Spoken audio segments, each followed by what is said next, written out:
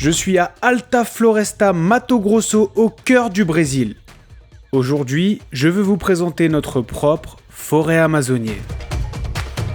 Une forêt prospère est synonyme d'emploi et de revenus. Franck est le président du Forum national des opérations forestières. Tout à fait. Franck, un arbre comme celui-ci n'est pas assez épais pour être récolté. Pourquoi est-il écrit « ne pas couper » ici ?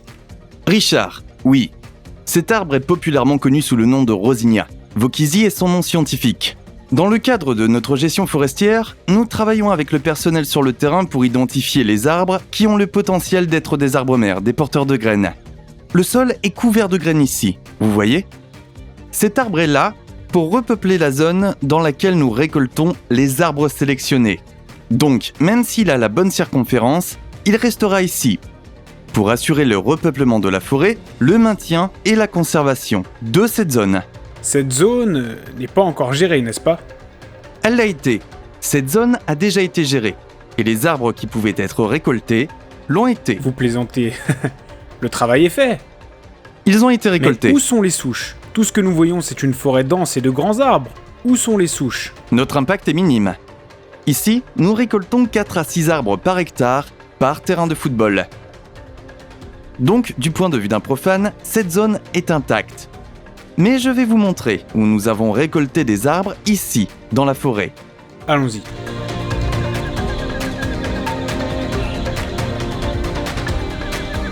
Nous avons dû faire un bout de chemin dans la forêt pour trouver cette souche. Regardez, chaude et humide.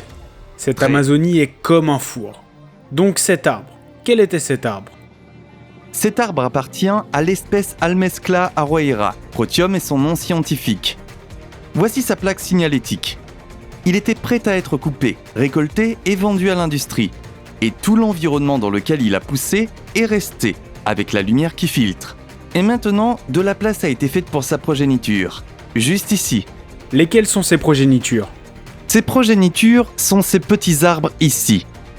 Au lieu d'un seul, 5, 6, 10 d'entre eux vont se battre pour pousser ici. Et 1 ou 2 atteindront le ciel. Maintenant le renouvellement de la forêt et améliorant la rétention du carbone ici dans la forêt. Il est très important de dire que les arbres, ces progénitures, ne poussent, ils sont en dormance ici. Ils ne poussent que lorsque l'espace se libère dans la canopée.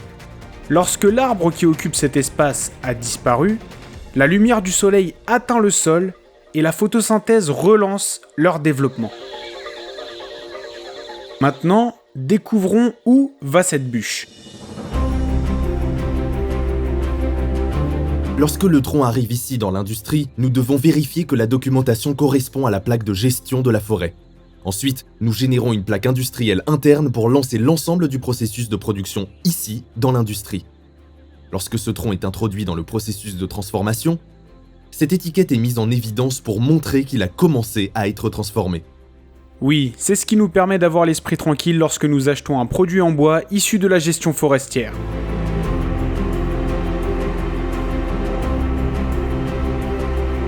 La chaîne de contrôle garantit la conservation par la gestion durable de la forêt, tout en fournissant des milliers d'emplois décents à nos Amazoniens.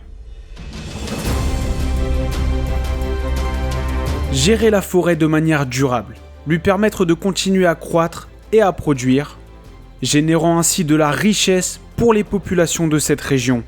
C'est ainsi que nous conserverons nos forêts. FNBF et GWP. Responsabilité envers les écosystèmes.